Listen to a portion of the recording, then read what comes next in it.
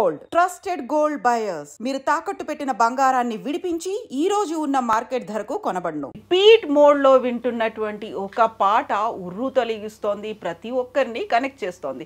సాధారణంగానే జనపదాల్లోంచి పుట్టినటువంటి జానపదం పాట అంటే ప్రతి ఒక్కరికి ఇష్టమే, అవి వైరల్ అవుతుంటాయి, ప్రతి ఒక్కరూ పాడుకునేలా చేస్తుంటాయి.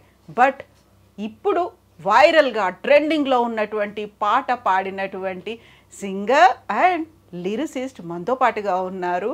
రఘుకుల తిలక రారా కొండల స్వామి గారు, వాళ్ళ అబ్బాయి మణికంఠ గారు. నమస్కారం అండి ఇద్దరికి. కొండల స్వామి గారు ఒక మంచి పాటను పాడి మాకు అందించినందుకు ధన్యవాదాలు మీకు. మనం ఇంటర్వ్యూ స్టార్ట్ చేసే ముందు ఒక్కసారి ఆ పాటతోనే స్టార్ట్ చేద్దామా? రఘుకుల తిలక రారా, నిన్నెత్తి ముద్దులాడెదరా, కోసల రామారారా, కౌసల్య రామారారా. రఘుకుల తిలక రారా, నిన్నెత్తి ముద్దులాడెదరా, కోసల రామారారా, కౌసల్య రామారారా. నుదుటిన కస్తూరి తిలకం, చిరునవ్వులు చిందే అదరం, మల్లెలు మాలలు గట్టి నీ మెడలో వేసెదరారా. రఘుకుల తిలక రారా, నిన్నెత్తి ముద్దులాడెదరా, కోసల రామారారా, కౌసల్య రామారారా. వెండి గిన్నెలో పాలు అవి నీకై ఉంచితిరారా, అల్లరి చేయగమాని నువ్వారగించగరారా. రఘుకుల తిలక రారా, నిన్నెత్తి ముద్దులాడెదరా, కోసల రామారారా, కౌసల్య రామారారా. బుగ్గన చుక్క పెట్టి నీ కనులకు కాటుక పెట్టి, నా మనసును మాలగజేసి నీ మెడలో వేసెదరారా. రఘుకుల తిలక రారా, నిన్నెత్తి ముద్దులాడెదరా, కోసల రామారారా, కౌసల్య రామారారా. నా మనస్సుని మాలగా చేసి నీ మెడలో వేసేదురా. ఎంత బాగుందండి నిజంగా.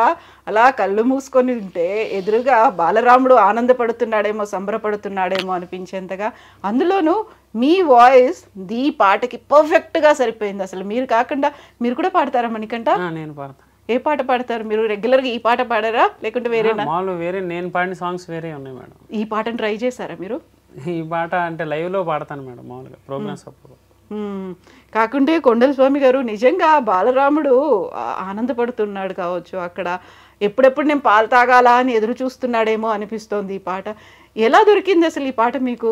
అసలు ఇది మేడం ఒక 40-50 సంవత్సరాల నుండి ఎక్కడైనా, ఇంతకుముందు ఇప్పుడు మనం కర్రలు తీసుకొని మురళీ కోలాటం భజన వచ్చింది, అంతకుముందు చిడతలతో పాండురంగడ భజన అని ఉండేది.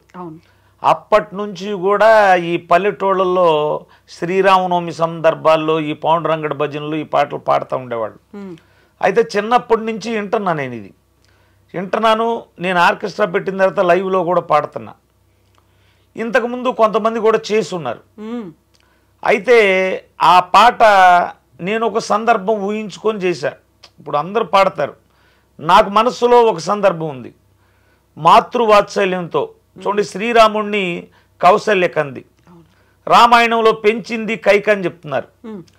ఈ కైకాదేవి ఆ బాలరాముణ్ణి చక్కగా అలంకరించి అన్నం తినని మారాన్ చేస్తూ ఉంటే, ఆ అన్నం తినిపించడానికి ఆవిడేం చేస్తుంది? రఘుకుల తిలక రారా, ఈ రఘువంశాన్ని ఉద్ధరించేటువంటి వాడు, మణిమకుటమైనటువంటి వాడివి నువ్వు, రాయ్యా నిన్ను ఎత్తుకొని ముద్దాడతానని ఆ మాతృవాత్సల్యం ఇది మనసులో ఫీల్ అయ్యి, అందులో దానికి తోడు మన ఇండియాలో ప్రతి ఒక్కరికి ఒక కళ ఉండేది.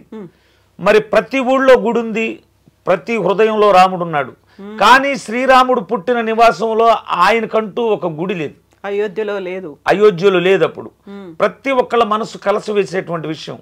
ఇందులో ఏమైందంటే మన ప్రధానమంత్రి గారు ఈ వివాదం ముగిసి బాలరాముడు వస్తున్నాడని చెప్పిన సందర్భాన్ని ఊహించుకొని మన భారతదేశానికి బాలరాముడు లోకాభిరాముడు, జగదభిరాముడు. ఎందుకంటే చూడండి మేడం, మనకు ముక్కోటి దేవతలు అంటారు, అవును. అందరూ చెప్పిన వాళ్లే, కార్యాచరణ ద్వారా చేసి చూయించిన వాడు శ్రీరాముడు, అన్ని యుగాలకు దేవుడు. అటువంటి ఆదర్శమూర్తి బాలరాముడుగా మన భూమి మీద ఏ దేశానికి లేనటువంటిది, ఇది కర్మభూమి, వేద భూమి అని ఇండియన్ అంటారు. అటువంటి భూమి మీదకి ఆయన వచ్చేటప్పుడు ఆ బాలరాముణ్ణి ఎంత ఆప్యాయతగా మనం ఆహ్వానించాలని నా మనసులో బాధ. నాకు శ్రీరాముడు అంటే బాగా ఇష్టం. ఈ సందర్భాన్ని ఎంచుకొని అది ఫీల్ అయిపోయే ఆప్యాయతకు ఒక తల్లి బిడ్డను పిలిచినట్టుగా ఈ పాట చేయటం జరిగింది. ఇప్పుడు కాదు ఈ పాట చేసింది మీరు, ఇంకా 2 సంవత్సరాలు దాటిపోయింది. రామాలయ నిర్మాణం పునఃప్రతిష్ఠ కంటే ముందే చేశారు. మరి ఇప్పుడు ఎందుకంత వైరల్ అయింది? ఒక 2 ఏళ్ళు దాటింది మీరు ఈ పాట చేసి. అంటే ఈ పాట చేసాం మేడం, అప్పుడు పాడితే బాగానే ఉంది, కానీ పాట 1 మిలియన్ 2 మిలియన్లు అట్ట వెళ్తా ఉంది. ఈ రాముడి ప్రతిష్ఠ అప్పుడు అవి కొంచెం కదిలింది పాట. తర్వాత రీసెంట్గా తమిళనాడులో బోర్డర్లో ఒక ఫంక్షన్కి, డివోషనల్ ఫంక్షన్కి సినిమా యాక్టర్ సూర్య గారి తమ్ముడు వచ్చాడు, కార్తీ గారు.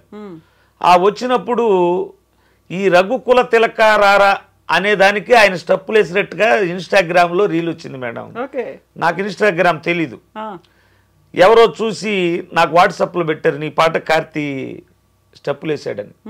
ఇక అక్కడి నుంచి ఇది వైరల్ అవటం, ఇక ఆ నోట ఈ నోట తనకు లీడరు దేవుడు అనుకున్న ప్రతి ఒక్కరు, రాజకీయ నాయకులు, కార్యకర్తలు, ఇక ఇళ్లల్లో పిల్లలను ఊహించుకున్న తల్లులు, ఇక కుర్రవాళ్ళైతే ఇక రీల్స్, ఎందుకంటే వాళ్ళు వెస్ట్రన్ స్టెప్ వేసినా ఈ పాట సూట్ అవుతుంది, ఫోక్ సాంగ్ స్టెప్పులు వేసినా సూట్ అవుతుంది. కోలాటాలకైతే ఇక చెప్పాల్సిన పని లేదు. అవి ఏ కోలాటం చూసినా ఈ రఘుకుల తిలక లేకుండా అసలు కోలాటమే లేదు ఇప్పుడు. అట్ట ఖండాంతరాలు దాటిపోయింది ఇది. ఇప్పుడు 3 ఏళ్ళు అయింది ఈ పాట, ఒక చిన్న రీల్తో బయటకు వచ్చింది. అది కూడా మొన్న శ్రీరామనవమికి ఆ టైంలో అప్పుడే పాట పాడారేమో అన్నంతగా విపరీతంగా ట్రెండ్ అయిపోయింది కదా, వైరల్ అయిపోయింది కదా. సో అంతకుముందు దీన్ని ఏమనుకునేవాళ్ళు మీరు? అసలు జనాల్లోకి వెళ్తుందా లేదా, ఆ ఫీల్ ఉండేదా? అంటే పాట బాగుంది, జనాలు చూస్తారు, ఏదైనా ఒక 2-3 మిలియన్ వ్యూస్ అలా వెళ్ళింది అనుకున్నాం మేడం. పాట మంచి పాట వెళ్ళింది అనుకున్నాం. ఈ తర్వాత ఈ జనవరి నుంచే ఇది ట్రెండింగ్ అవడం స్టార్ట్ అయింది సాంగ్ కూడా. ఈ రీల్స్ కానీ ఇవన్నీ జనవరి నుంచి ఒకరి తర్వాత ఒకరు రీల్స్ చేసుకోవటం, అలా అలా బాగా వైరల్ అయింది మేడం. సో ఇప్పుడు రఘుకుల తిలక రారా అంటే వాడిని రమ్మని పిలుస్తున్నాం, ఒక బాబుని చిన్నోడిని పిలిచినట్టుగా అలా పిలుస్తున్నాము. అయితే రఘుకుల తిలకుడు శ్రీరాముడిని రారా అని పిలవడం అంటే ఎంత మాధుర్యము, లేకుంటే ఎంత ఆప్యాయత, ఎంత ప్రేమ ఉంటే అంత పిలుస్తారు. మీ వాయిస్లో కూడా అది పలకడం అనేది ఎంతసేపు ప్రాక్టీస్ చేశారు మీరు? ప్రాక్టీస్ ఏం లేదు మేడం, ఆ పాట సింగిల్ టేక్లో పాడే నేను. అయితే విషయం ఏంటంటే భక్తి నవ విధాలైనటువంటి మార్గాలు, అందులో మనం భగవంతుడి దేవుడు అనుకుంటే దూరంగా ఉండి పూజించి నమస్కరించి సాగిలపడి మొక్కుతాం. మనం సఖ్యం అని ఒకటి ఉంది, సావాసం చేయడం భగవంతుడితో, మనం ఓన్ చేసుకోవటం.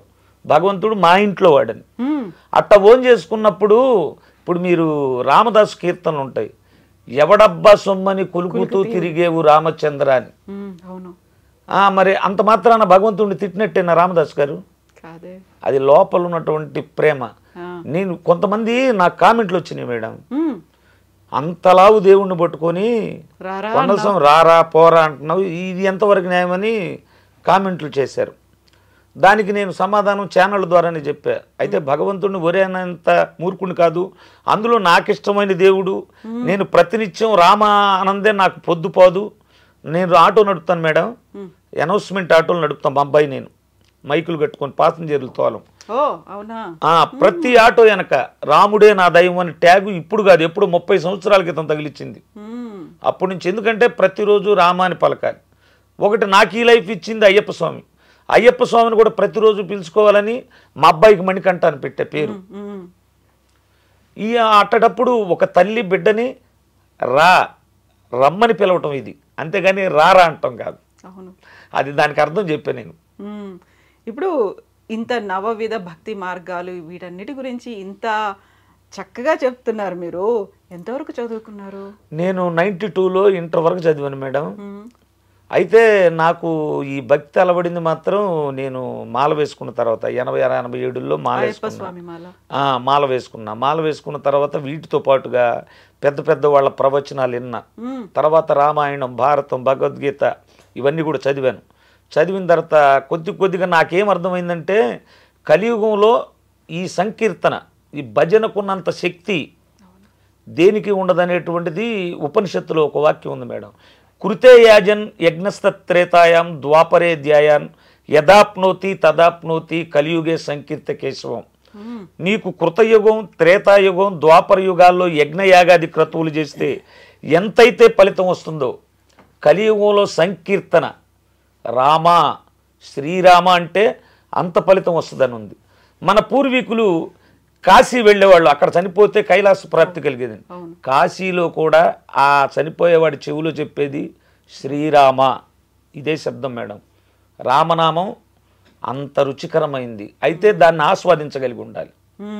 ఇదే రామదాస్ చెప్పాడు, శ్రీరామ నీ నామం ఎంత రుచిరాని. అంత రుచిగా ఉంటుంది రామనామం, కాకపోతే అలవాటు చేసుకుంటే. లేకపోతే ఏంది మేడం, నా 40 సంవత్సరాల సర్వీసులో ఒక డివోషనల్ సాంగ్, ఒక భక్తి గీతం ఇన్ని రీల్స్తో ఖండాంతరాలు దాటడం నేను ఫస్ట్గా చూడటం అనమాట. కుర్రవాళ్ళు, ముసలివాళ్ళు, ఈ యూత్ రామనామాన్ని మర్చిపోతున్నటువంటి టైంలో వాళ్ళ చేత అనిపించడం కాదు, నృత్యం చేయించాడు ఆ నామాన్ని. ఇది నా గొప్పతనం కాదు మేడం, ఆ భగవంతుడు నన్ను ఎంచుకున్నాడు. ఇతని నోటి ద్వారా ఈ ప్రపంచం దాటాలనుకున్నాడు. ఆయన తలుసుకుంటే ఏదైనా జరిగిపోద్ది మేడం. లోకాభిరాముడు శ్రీరాముడు అంతే. దానికి ఆ రామనామాన్ని ఇంతలా వైరల్ చేసి ట్రెండింగ్ చేయించడానికి మిమ్మల్ని ఎంచుకున్నాడు భగవంతుడు. అంతే కదా? అంతేనండి. ఆ ఆనందం ఎలా అనిపిస్తుంది ఒక్కసారి మీరు ఇంత వైరల్ అయింది అనుకున్నప్పుడు? అసలు ఊహలకు అందిద్దా మేడం. ఇప్పుడు మీ స్టూడియోలో నా కల్లా కనిపిస్తుంది అనమాట. నేను ఎక్కడో బాపట్ల పక్కన కర్లపాలెం, పాతనందాపాలెం గ్రామంలో పల్లెటూళ్ళలో ఆటో నడుపుకోవాల్సిన వాడిని ఈ రోజున మీ స్టూడియోలో కూర్చోగలిగానా? ఇంకొకటి, నాగబాబు గారు వాళ్ళ మేనేజర్ చేత ఫోన్ చేశారు, చిరంజీవి గారి తమ్ముడు. నాగబాబు గారు రమ్మన్నారని ఎన్మీడియా వాళ్ళు ఫోన్ చేశారు. సరే, పెద్ద ఆయన ఒక విధంగా చెప్పాలంటే అక్కడి నుంచి రావడానికి నాకు ఛార్జీలు కూడా కష్టమే మేడం. ఎందుకంటే మేము ఆటోలు దొరుకోవాలా, జీవనం చేసుకోవాలా. ముందులో ఛార్జీల సంగతి చెప్దాము అనుకున్నా, ఇది వాస్తవం ఎక్కడ చెప్పలేని మీ ఛానల్లో చెబుతున్నా.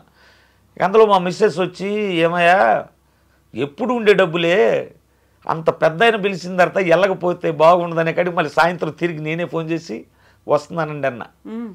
ఛానల్ దగ్గరికి వెళ్ళాను మేడం. వెళ్ళిన తర్వాత అక్కడున్న యాంకర్ గారు, మీకు చరణ్ అర్జున్ గారు తెలుసా అంది. ఆయన తెలియని వాళ్ళు ఎవరు ఉంటారమ్మా, మొన్న విమానం సినిమాకు కూడా మ్యూజిక్ డైరెక్టర్ ఆయనే కదా, ఆయన పాటలు బాగుంటాయి, చాలామంది గాయకులను పరిచయం చేశారని చెప్పా. మీరు మాట్లాడతారండి లైవ్లో అన్న అని చెప్పింది. మాట్లాడతానమ్మా అన్న. లైవ్లో ఫోన్ చేశారు. చేసిన తర్వాత ఆయన మాట్లాడతా రక్కుల తిలకపాడిన కొండల స్వామి స్టూడియోలో ఉన్నాడు, మాట్లాడండి అని చెప్పింది. ఆయన కోసమే ఎదుగుతున్నాం మేడం, ఆయన ఫోన్ నంబర్ దొరకలేదు. మేము కొత్తగా సినిమా తీస్తున్నాం, ఏ చికిత్స అనే మూవీలో వినాయకుడు నేపథ్యంలో వచ్చే పాట ఒకటి ఉంది, ఇది అయిపోయిన తర్వాత స్టూడియో పంపమన్నారు. వెళ్ళారా? వెళ్ళానండి. మ్యూజిక్ స్టూడియోకి వెళ్ళిన తర్వాత నిర్మాతని, ధనరాజ్ గారు డైరెక్టరు, గరుడు వేగాంజీ గారు నిర్మాత, వారిని పిలిపించి ఈయన ఈ పాట పాడతాడని చెప్పగానే వాళ్ళు కూడా సంతోషపడ్డారు. ఈ రక్కుల తిలక వారు కూడా విన్నారు. సరే, అట్లా ఆ పాట ఓకే అయిపోయింది మేడం. అయిపోయిన తర్వాత ఇంటికి వెళ్ళిపోదాం అనుకున్నాం. మళ్ళీ వెళ్ళిపోయి ఆటో దోలాలి. వెళ్దాం అనుకునేసరికి మళ్ళీ ఫోన్ వచ్చింది, నాగబాబు గారు విజయవాడ నుంచి హైదరాబాద్ వస్తున్నారు, రేపు ఉదయం 11 గంటలకి మిమ్మల్ని లైవ్ స్టూడియోలో కలుస్తారని. సరే, ఉండిపోయాం. ఆ రోజుకి ఉండిపోయిన తర్వాత లైవ్ స్టూడియోలో భరణి గారు సినిమా యాక్టరు, తర్వాత మొగుల్ రేకులు సాగర్ గారు, నాగబాబు గారు గంటన్నర మాట్లాడారు. ఆయన చెప్పటం, అయ్యా నేను దేవుణ్ణి అయితే పెద్దగా నమ్మను కానీ శ్రీరాముడు నాకు హీరో, అన్నయ్య పవన్ కళ్యాణ్ వీళ్ళైతే దేవుణ్ణి కొలుస్తారు, కానీ ఈ పాట వినకుండా ఉండలేకపోతున్నాను అంటే మాకు చేయిద్దామని ఉందండి. అయితే స్తోమత లేదంటే మీరు 10 పాటలు లిరిక్స్ రాసుకురండి, ట్యూన్ చేసి ఒక 6 పాటలు నేను చేయిస్తా అందులో ఎంచని చెప్పారు ఆయన. సరే, అది అయిపోయింది. వెళ్ళిపోయిన తర్వాత 30వ తారీఖు అమరావతి నవనిర్మాణ దీక్షగా ప్రధాని గారు వస్తున్నారు. అంతకుముందు రోజు గుంటూరులో వేద పండితులు సన్మానం చేశారు వెంకటేశ్వర స్వామి దేవస్థానం గుంటూరు బృందావన్ గార్డెన్స్ పోయిన నెల 30వ తేదీ. పోయిన నెల 30. ఇప్పుడు అక్కడికి టీడీపీ లీడర్లు కొంతమంది వచ్చి కేంద్ర మంత్రి గారు పెమ్మసాని చంద్రశేఖర్ గారు ఈ రక్కుల తిలకన్నారంట, మీకు ఏదో చిరు సత్కారం చేయాలని వాళ్ళు కారులో తీసుకెళ్ళారు తెల్లారి. జేబెరీ క్యాపిటల్స్ మంగళగిరిలో ఆయన సన్మానం చేశాడు శాల్వాతో. తర్వాత జబర్దస్త్ యాక్టర్ రచ్చరవి సన్మానం చేశాడు. ఒకళ్ళు కాదు మేడం, ఈ పాట ఆ రామయ్య తండ్రి దయ్యేందో కానీ అసలు ఎక్కడ చూసిన ప్రశంసలు, సన్మానాలు, ఫోన్లు. ఈ పాట ఇంత బాగా రావడానికి కారణం దాని వెనకాల ఉన్నటువంటి మ్యూజిక్ కదా. మ్యూజిక్ ని ఎవరు కంపోజ్ చేశారు, ఎలా అయింది అది? మ్యూజిక్ బాపట్ల పవన్ శ్రీ పసుపులేట్ అని అబ్బాయి. నాకు మేము కార్తీక మాసం మాలలు వేసుకున్నప్పుడు వాళ్ళ నాన్నగారు భిక్ష పెడతారు బాపట్ల శివాలయంలో. అలా మేము ఒకరోజు వెళ్ళినప్పుడు ఇతను పాటలు పాడుతూ కనపడ్డాడు. కనపడితే బాగా పాడుతున్నావు స్వామి అని చెప్పాను నేను. చెప్పిన తర్వాత ఇది కాదు స్వామి మ్యూజిక్ కూడా చేస్తాను, ఇలా నాది కొన్ని పాటలు ఇట్టా ఉన్నాయి కవర్ సాంగ్లు అని చెప్పి చూపించాడు. సరే నాన్నగారికి అప్పటికి MP3 పాట ఒకటి కూడా లేదు. నాకు ఎప్పుడు మనసులో ఉండేది బాగా పాడతాడు నాన్న, ఒక్క పాట కూడా MP3 పాట లేదు, ఎలాగైనా ఈయనకి MP3 పాటలు చేపిద్దాం. నా ఉద్దేశం ఏంటంటే ఈయనతో పాడే సింగర్లందరికీ MP3 పాటలు ఉన్నాయి మేడం. ప్రతి చోట వినపడతా ఉంటాయి మనకి, గుడుల మీద కానీ ఎక్కడైనా డివోషనల్ ప్రోగ్రామ్ జరిగేటప్పుడు. సరే ఈయన పాటలు కూడా ఉంటే బాగుంటాయి అనే ఉద్దేశం నాది. సరే అతన్ని కలిసి ఒక అయ్యప్ప పాట చేయాలి నాన్న కోసం, మనం రికార్డ్ చేద్దాము అని చెప్పి పాట తీసుకెళ్ళి అయ్యప్ప పాట తీసుకెళ్ళిన తర్వాత తనకి కుదరల అతని వర్క్ వల్ల. ఈలోపు మా దీక్ష అయిపోయింది, శ్రీరామనవమి దగ్గరకు వచ్చింది.